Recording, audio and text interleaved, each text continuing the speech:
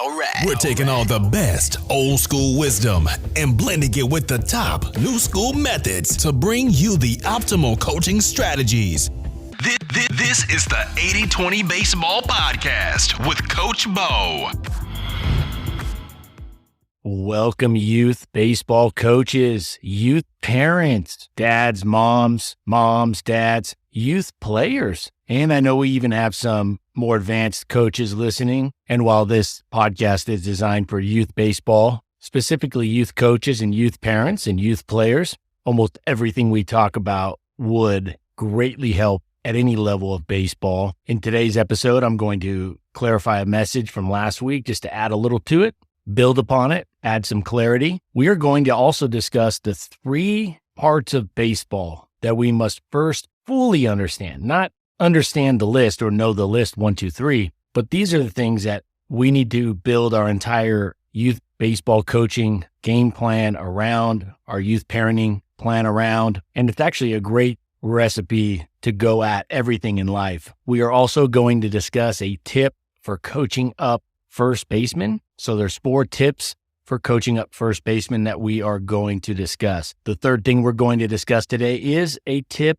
that we can use right before our post-game talks, our post-practice talks, or in practice, or anytime we're going to do a coach talk. This is a quick 1-sentence tip that can increase the likelihood that our players listen more closely to what we're saying. And we'll wrap up with a quote of the week. And this coaching quote of the week will come from a familiar name to you 80-20 baseball listeners. So I am pumped up to be here for our weekly get-together coming out every Tuesday. This episode happens to fall on Halloween, so it's coming out on Halloween. And I want to start real quick talking about the World Series.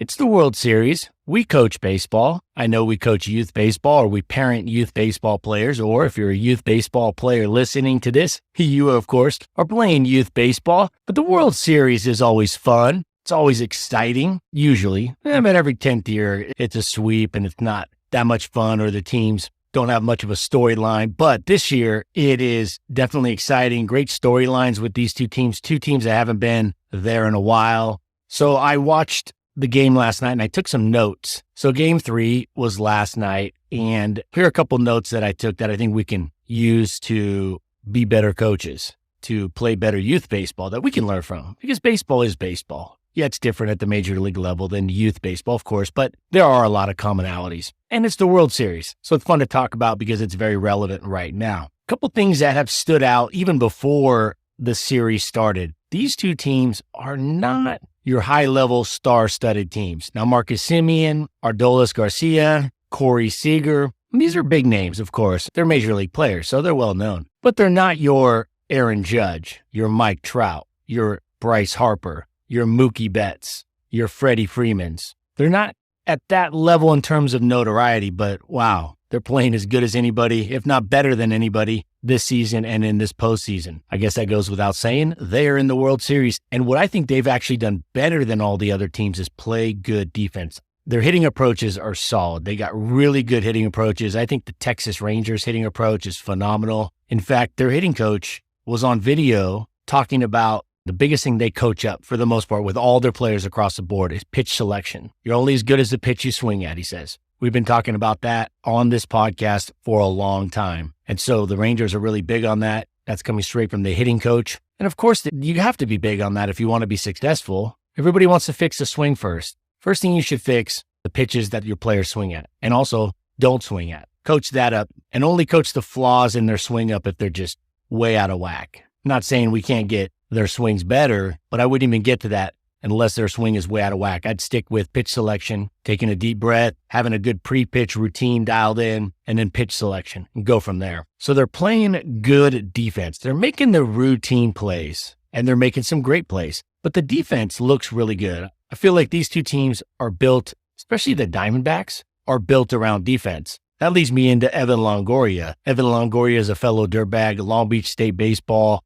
Their nickname for the college used to be the 49ers. That got canceled. Now it's the Sharks. But the baseball team is well known as the Long Beach State Dirtbags. And you can go look up the history of that from 1989, that season. That moniker, that name came about But Evan Longoria, former Long Beach State baseball player, great guy, really happy to see him in the World Series. In fact, he was in the World Series in his first year in the major leagues, and now he's back in the World Series. So he went rookie year, World Series, 14 years, no World Series. And then his 16th year, he's back in the World Series. So it's pretty cool. And it also makes you think about not taking things for granted. When you're coaching and you have a great team your first year, don't assume it's always going to be that way. It may, but don't assume that. Be thankful for every time you do have a fun team. Like life, nothing is fantastic all of the time, and that's okay. So Evan Longoria back in it. He's a good clubhouse guy, gets along with teammates, but he's not afraid to uphold expectations with his teammates. In fact, you can find video of him getting into a scuffle with his own teammate, B.J. Upton, back when he was with the Rays,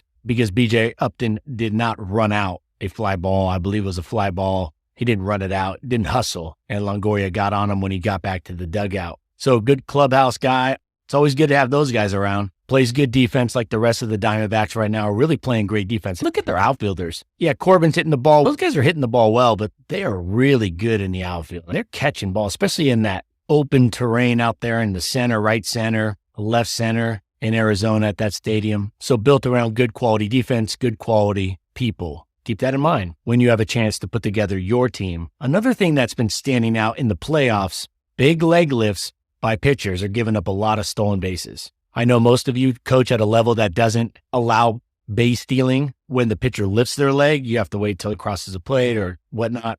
But I'm noticing a big trend the last two playoffs, and I almost think that teams are waiting to use it a little bit more until the playoffs, but they're using it every single time during the playoffs. They look out to the mound, and if that pitcher doesn't have an efficient delivery to the plate, they're stealing, no matter who the runner is, no matter the speed. Big leg lift, slow to the plate pitcher, they're stealing, and their success rate is through the roof. My high school coach seemed to be way ahead of his time. He would stopwatch every pitcher, every single pitcher. He would stopwatch them. He would stopwatch them in their warm-up pitches when they went to the stretch. He would stopwatch and time them down to the 10th of a second, and that coupled with the base runner, insofar as they weren't a complete slug on the bases, that was the yes or no. We're stealing or we're not stealing. It was simply based off of the pitcher being slow to the plate or not, and somewhat to do with the base runner's speed and capabilities, but not a whole lot. And if a pitcher was 1.5 seconds or slower, it was an automatic steal, automatic. And if it was a 1.6, 1.7 seconds to the plate, it was an automatic steal for every base runner, regardless of speed. So I'm seeing that a lot. So as you coach players that get to that level where they can steal bases,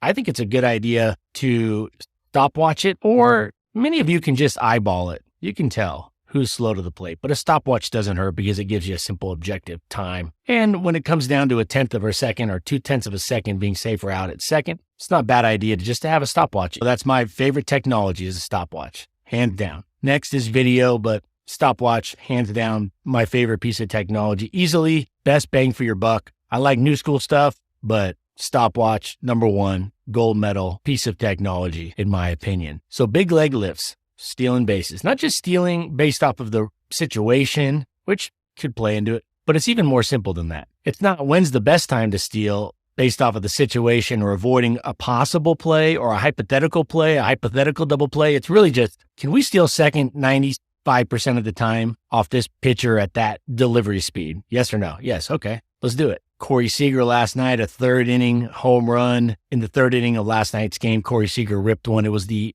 hardest hit home run in a World Series in 8 years. And the broadcast announcer referred to it as a line drive home run. So it was referred to as a line drive home run. Now, the point I'm making here is this launch angle that we're hearing a lot about. We talk about launch angle, we hear launch angle. The launch angle on Corey Seager's third inning home run last night, which was the difference maker in the game, was 22 degrees. I think all hitters should strive to hit that 15 to 20 degree launch angle, 15 to 20 degrees. We're striving for those line drives, but not line drives right at the infielders. We're trying to go above the infielder's head. So you got to get it above 10 degrees to be consistently above the infielder's head. 15 degrees gives you that buffer. So if you're 5 degrees less, you're still getting it over the infielder's head consistently. And if you're 5 degrees over, you're not hitting anything close to a fly ball. Fly balls are typically 35, 40 degrees. Those are your fly balls. Your pop-ups, of course, are much steeper. So Corey Seager's home run last night, hardest hit home run, 114 miles an hour off the bat, 22-degree launch angle. Once hitters have a nice pre-pitch routine, including a breath, a good, nice balanced setup position, they're ready to go on time, and then they swing at the right pitches or they take the right pitches. The next thing is teaching them or getting them to hit the ball as hard as the pitch allows, which isn't always 100% depending on the pitch and definitely with 2 strikes, but hit the ball as hard as they can, square it up as much as they can, and try to hit it between 15 and 20 degrees. Torey Lovullo, the manager for the Diamondbacks, he was a minor league coach with the Cleveland Indians, now known as the Guardians, when I was in the minor league system with the Indians. And he always struck me as a great guy. He was never my manager, but he always struck me as a nice balance of tough love. He cared about his players, even keel, but a little fiery, but also knew when to level it off. I always got a good vibe from Coach Lovullo. I can't say that same thing about all the coaches I've had. I wish I could, but did have some bad experiences with coaches. But Torey Lovullo last night, after a 9th inning call on a pitch that was substantially outside for the major leagues, and it was a call that would have been a leadoff walk in a relatively close game, but that walk was essentially overturned and was called strike 2, and then that hitter grounded out. So instead of having a runner at first base with nobody out, nobody on with 1 out, big difference maker, especially in the last inning, bottom of the 9th in a close game. It was probably one of the worst calls I've seen by an umpire at that level in terms of how many inches off the plate it was. These are big league umpires. They've gotten a lot better now that they're scrutinized a lot more. Now technology's keeping them in check. It's funny, they first came out with umpire grade. There's a Twitter account, an account on X that keeps track of that. They publish the scorecard for umpires. And there's also data, and I think it was Baseball Savant or something. I went back and looked when they first started actually measuring with technology the umpire's accuracy rate. And it was like 2012 or 2014 was the first year they kept track of it. So not that long ago, barely 10 years ago. And there was one umpire that was 90% accurate. It was like 92%. One umpire got an A. One. These are the major league umpires. Major League Baseball, only one umpire. And then the next year, I don't think any umpires. The second year they tracked it, no umpires got an A. That's quite shocking. Essentially, they could have missed 10 out of 100 calls and still got an A. And these are strike calls. These aren't plays at first base, whatnot. But if you notice the trend, when this technology started to get more traction and more notoriety, the umpires started to get their game better. It seems like they really stepped it up, knowing that now there's some more accountability. You can quantify how good or bad they are, and everybody can see that number. Now, half the league is above 90%. Half of the umpires in the league are above 90%. Interesting how that accountability, just having some data, got them better. And I wouldn't say it's just been a big shift in umpires in just 10 years. These umpires stay in the league forever. So the churn hasn't been that great to be the reason or a big factor in this increase. So it was a pretty tough call. 20 years ago, I would have said it's a run-of-the-mill bad call, happens about every other inning. This was a pretty bad call on a pitch outside. Now, here's what I wanted to share with you. After the game, manager Torey Lovullo said he wasn't happy about it. He was very offended. He said, I'm not happy about it, but the umps are doing their absolute best. Probably didn't make a difference in the game, he said. He goes, I have to find a way to turn the page. So this is the guy in the World Series, the pinnacle of the sport of baseball, in a 1-1 series. And after the game, it wasn't the next day when you would expect a more mellow, even keel, measured response. Torey Lovullo said, hey, I'm not happy about it. So he's up front. He wasn't hiding his feelings, but he also kept them grounded in reality, even keel. He said the umpires are doing their absolute best, and it probably didn't make a difference in the game. He said probably. Okay, he didn't say it didn't make a difference, and he didn't say it did make a difference. He said it probably didn't. He's just going off with the percentages, which could be 51-49, or it could have been a 10% chance that it did affect the game and 90% chance it didn't. But he said it probably didn't make a difference in the game. And he said, I have to find a way myself to turn the page. In other words, get ready for the next game. So if that's somebody at that level doing that in the World Series, we're youth coaches, we're youth parents, youth players. We can surely do it at a game at the local Little League park with 50, 60 fans. Nothing's going to make the papers. It's not going to be broadcast to millions and millions of people. If he can do that, we can surely do that. So let's stay even keel out there, set a good example for our players. And I truly believe that bad calls will even themselves out if you coach long enough. Throughout the course of a season or two, they will. Maybe not in a game, And sometimes that game is more important, like a playoff game. But if you coach long enough, you'll get calls that go your way and calls that don't go your way. That's one of the luxuries of coaching long enough. You realize you're going to get calls, you're going to lose calls. When you have a small sample size, one bad call against you can really throw off your internal fairness scale. Christian Walker running through the stop sign. I'm a fan of Christian Walker, like how he plays the game. I think he's a little sullen. I'd like to see him smile a little more. I think he presses too much. I think if he laughed a little more, he'd be a little looser. I think he plays a little tight. He's a heck of a player. Seems like a good person, but seems like he's always in a bad attitude, but I think he's like tight or tense or whatnot. Very hard to get him to crack a smile, and I don't like that. I don't think you should be goofy playing the game because then you're not really focused and really keyed in when you need to be. But anyways, he ran through a stop sign and it got me thinking, everybody's blaming him for running through the stop sign. 100% of the blame, I should say. And in my opinion, 100% of the blame should not go to him. Let's give him 90% of the blame. He ran through a stop sign. He was at second and maybe this play goes down, he rounding third, heading home. And the third base coach had his hands up. Christian Walker should have seen this and put on the brakes, and it would have been no outs, runners at first and third, instead of one out, runner at first. Huge difference. I think Christian Walker should have been a little more ready for this. If there's a time to hold a runner at third base, to hold them up, regardless of how good a jump they have or regardless of how hard the ball is hit or where it's hit or the outfielder's arm, you should definitely be a little more conservative when there's no outs, because the chances of a runner scoring from third base with no outs is pretty high, even at the major league level, but definitely at the youth level. And the flip side, with two outs, I think you'd be just overly aggressive. Whatever you normally would, put it up a tick. So your baseline is with one out, and then you back off, say 10% with your aggressiveness. I'm just trying to quantify it, but 10% less aggressiveness or 20% less aggressiveness with no outs and 10 or 20% more aggressiveness with two outs. But here's a different take that I haven't heard yet. Why does the third base coach only rely on visual signs? I know it's a loud stadium, but you're right by that runner and the fans are 60 feet behind you. So you're much closer. And if you're yelling, they're going to hear you. Why not have a one word verbal cue? I think this is imperative. Here's why. Base runners inherently have to look at third base or whatever base when they're rounding and touching it. I've never met a runner or seen a runner that can close their eyes and run the bases and hit every base perfect. They're going to look down to see that base. Unless they have some built-in foot guidance system, they got to look down at least in that vicinity to touch the base and not miss the base. So we're asking a runner to look down at a base and then pop up, going full speed, process a sign. Okay, you should be able to do this, but why not have a audible sign? Go, go, go, go, go. Stop, stop, stop, stop, stop.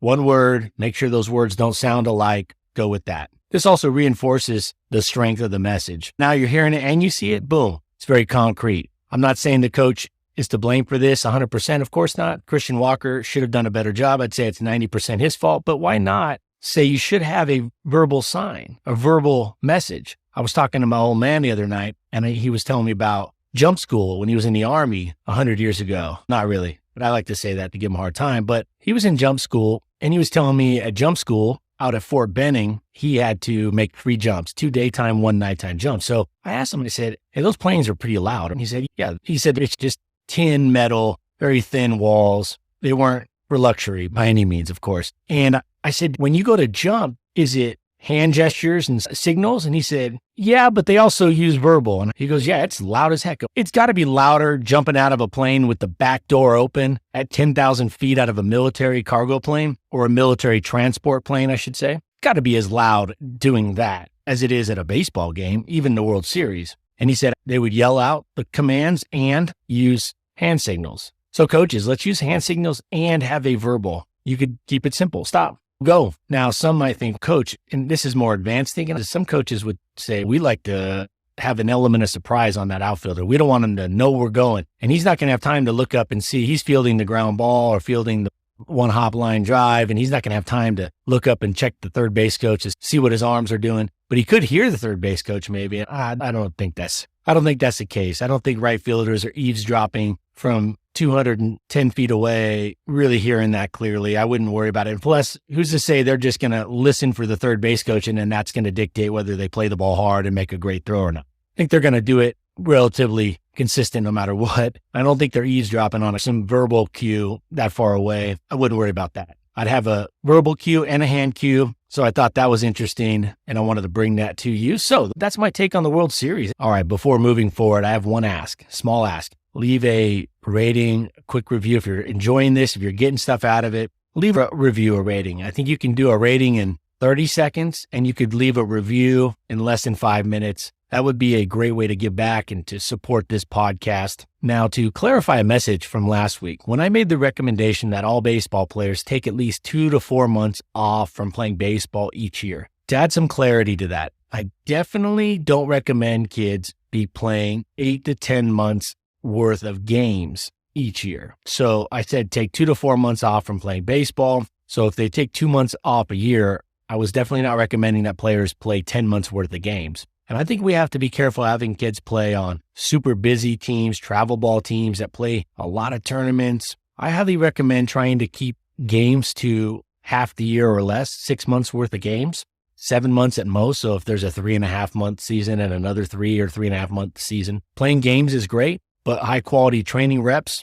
with some pressure, with some time constraints, with some variability can be even better, especially when it comes to hitting. What about strength training, fitness, building up a better athlete, a better mover? That's going to be done a lot better, a lot faster in a training environment versus a game environment. So I just wanted to clarify that. Last week I mentioned, or I made a recommendation that baseball players take at least 2 to 4 months off from playing baseball each year, but that shouldn't be 8 to 10 months of games. I recommend no more than 2 seasons. You have your spring season, which most everybody plays, or your late spring, and then a summer or a fall, or a winter and a spring. So you could do winter and spring, which is a little harder because of the weather, but a fall season is good. It just, whatever fits your routine, your family's routine, the weather in your area, the teams and leagues in your area. But I would try to keep the games to 6 months or less and avoid doing a bunch of traveling for tournaments, especially then when they're young. It's easy to say yes. It's easy to get trapped in. It's hard to back out. Be slow to say yes, because it's hard to back out or get off a team or to take your kid off the team once you're on it. I would just sleep on it for a while before making a bigger decision like that. All right, absolutes of coaching baseball. What are the absolutes, the rules, the first principles, such as human nature? So you come into baseball and you go, where do I start? Absolutes, like human nature. So when you come in, how you would coach up a person on a baseball team is very similar to how you coach up a kid, a student, maybe a coworker, maybe somebody who's working under you if you're a manager. Human nature is human nature. So I think that's the first thing that we need to understand as an absolute. There's the ego, putting people on blast in front of their peers. That's not well embraced by most. Making deposits, praise, discipline, hustle. So human nature is one absolute. Now the major absolute, the one that's the most absolute of all absolutes when it comes to coaching baseball or playing baseball are the rules of the game. All right, those are literally defined in a book, in a rule book. Know the rules of the game. You don't need to know every rule of the game, but you should know the rules of the game that matter for coaches. And those rules may be a little different in your area and are going to be different for different leagues in all likelihood. And the third one, the physics of baseball. The physics of baseball, for example, coaching up our hitters to hit the ball to certain areas of the field without first seeing where the pitch is, the speed of the pitch, the location of the pitch. The physics are going to determine more than anything whether that pitch can be hit to right field, left field, center field, or it can be hit at 25-degree launch angle or a 10-degree launch angle. The physics of baseball, there's a great book on this called The Physics of Baseball by Robert Adair. He's got a second edition, maybe a third edition now. That's a good book. It's a short book. Would be a good book to just understand some of the physics. So if you understand the physics of baseball, for example, a 20-degree launch angle is going to net a lot more hits than a 40-degree launch angle or a negative 5-degree launch angle in like a ground ball. Or telling a hitter before they've even seen the pitch to hit it to a certain location is not a good approach. Teaching your outfielders, if a left-handed batter hits a ball to left field, it's typically going to slice or it's going to move to the foul line side of the left fielder. And the same thing for a right-handed hitter. So there's some things that are very common that are just pretty much absolutes when it comes to the physics of baseball. But human nature, rules of the game, and some physics. And another absolute that we could get into later would be the absolutes of human physiology. So those are the absolutes, and we want to make sure that we don't go against those. We don't want to go against those. So once we have clarity or more clarity on those absolutes, then we need to clarify our specific goals. So you go from understanding the absolutes, things that will be true, no matter your team, season, game. All right, next up, a tip for coaching up those players playing first base. Number one, First baseman should go for a ground ball that's in the 3-4 hole if that hole is not being covered by the second baseman. And if it's being covered by the second baseman is playing the 3-4 hole. That space between the first baseman and the second baseman. Not the bases, but the players. That's the 3-4 hole. And they should go for that ball. If in doubt, go for that ball. What I see a lot of times, first baseman, ball hit to their right into the 3-4 hole, and they just run straight to the base. And then that ball goes into right field when in fact they had a play on it. When in fact they could have maybe dove and got that ball or even just fielded it cleanly standing up. The first baseman's role on a ground ball their way is to get the ball. That's their first priority, is to get the ball. Now I'm going to say this. First baseman should know if the second baseman is playing, for example, a left-handed hitter to pull or a right-handed hitter playing super oppo.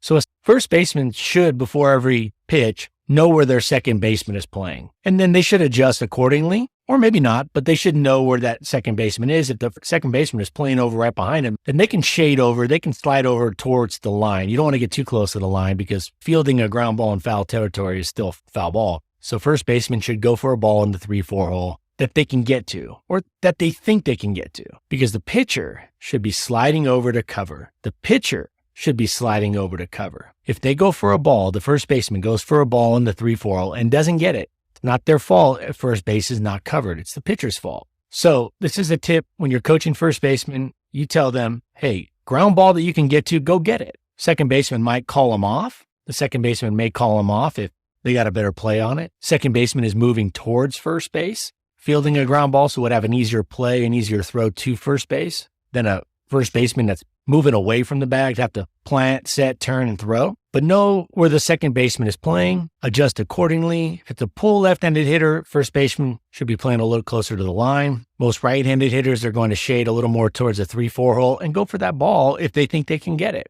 Now, of course, if the ball goes anywhere else on the infield, they're making a beeline to first base to set up for the throw coming their way. Another thing is, first baseman should play deep. This is another mistake I see. First basemen don't play deep enough when there's nobody on or the play is going to first base. They don't play deep enough, especially with a big power left-handed hitter. They want to hover around the base. They should have some depth.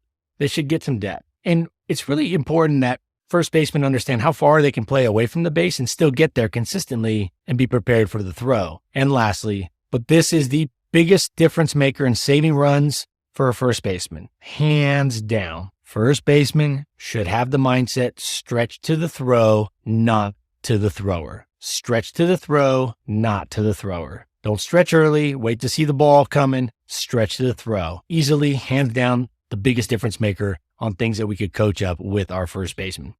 All right, a couple quick hitters as we wrap it up here. I highly recommend tell your players, especially early on, tell them before you give them their post-practice talk, their post-game talk. Tell them, say, hey, eyes up here, listen closely. This will only take 3 minutes. This talk will be 4 minutes, no more. This will be a 5-minute talk, no more. I like that 4-minute mark. I think that's a good number. I think you can get some depth. You can build upon a point or two, and you don't get long-winded. And it keeps you on point. It keeps you on track. You have 2 bullet points, max. Set a timer. I would just set a quick timer or have an assistant coach set a timer. And you can even say that before you start talking. Say, hey, Coach Joe, I'm going to tell him 4 minutes. Can you set a timer once I start? And then when that timer goes off, hopefully you're done talking. If not, wrap it up with a quick positive note and boom, moving on. I think telling players how long the coaching talk will last, one, it holds us accountable. We've put our word out there that, hey, we're going to do a 4-minute talk. So I like it more for the coaches, but it does a second thing that's really advantageous. I think when players know that you're going to keep it to 5 minutes or less, or 3 minutes or less, or 4 minutes or less, this is very helpful for them versus this is going to be 15, this is going to be 10, 20 minutes. I better pace my focus. I better pace myself in terms of paying attention because I'm a 7-year-old, I'm a 10-year-old. I can't give you 20 minutes straight, so I'm going to spread it out. I got this technique from the godfather of the mental game of baseball, Dr. Ken Ravizza would say to us all the time, all right, hey, give me 30 seconds. Give me 30 seconds right here, 30 seconds. And I'll tell you what, you really as a player bought into that. You're like, all right, I got 30 seconds. I can toughen up. I can focus up for 30 seconds. And you knew at 30 seconds, he was done. He would even have a clock right there. You go, all right, give me 30 seconds now, boom. And it really helped you dial in even more. So you can extrapolate and use that idea for your whole post-game talk. So it keeps us accountable, puts our word out there. So make sure that we we're going to stick to that because we've told the players, hey, give me 4 minutes. That's it. Only 4 minutes. Give me your full on attention and we're out of here in 4. Here we go. And then also there's some incentive for players. There's the end of the tunnel, the light at the end of the tunnel. They can see that and it can brighten up their focus. All right. Quote of the week, Adam Sarancic. So Coach Sarancic, as you know, was on here just recently. And I was going through a coaching magazine last night and came across one of his articles. I came across his face in the top right corner and it was an article and he was talking about DK Metcalf. And DK Metcalf is a star NFL wide receiver for the Seahawks. This is really a quote from DK, but it's in Adam Sarancic's article titled The Most Powerful Words in Coaching. Now, I'm not going to get into the most powerful words. I am proud of you, quote unquote. But the message from DK Metcalf, this little quick story about DK Metcalf, this should motivate us as coaches to have more drive and a reason for us going out there. DK Metcalf, the star NFL wide receiver for the Seattle Seahawks, was asked recently what person he credited most with motivating him to be the best he could be in his life. He quickly responded, quote, my 7th grade math teacher. When asked why, he said, he took me aside and told me he believed in me, that I was special and had abilities and potential very few people had. If I worked hard to do my best at all times, he said I could do and become anything I wanted in life. End quote. As coaches, we can make or break the season and the hopes and maybe the foreseeable future for players. Here's DK Metcalf said the biggest difference maker in his life was his 7th grade math teacher. He believed in him and now he's a star NFL wide receiver. So we never know the difference we're going to make as coaches.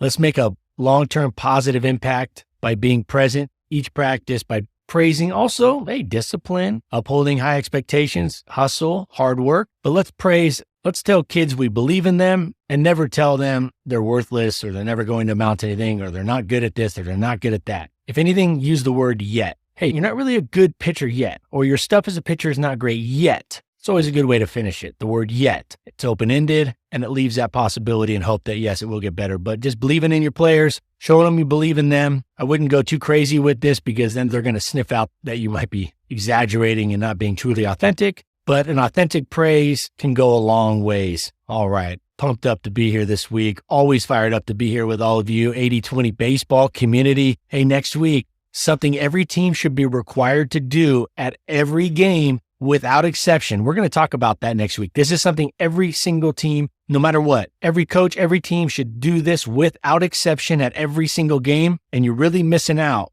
if you're not doing this every single game. We'll talk about that next week. And until then, let's take care of our health, our foundation, so we can be the best coaches we can be. Not perfect, but the best we can be. The best parents we can be. Not perfect, but the best we can be. So let's take care of our health. Let's take care of our families. Let's help out our close friends when they need us. And let's take this information, the content that we talked about here, these strategies, these tips, this mindset that we built on here today in this week's podcast. Let's take it out to the field. And until next week, adios.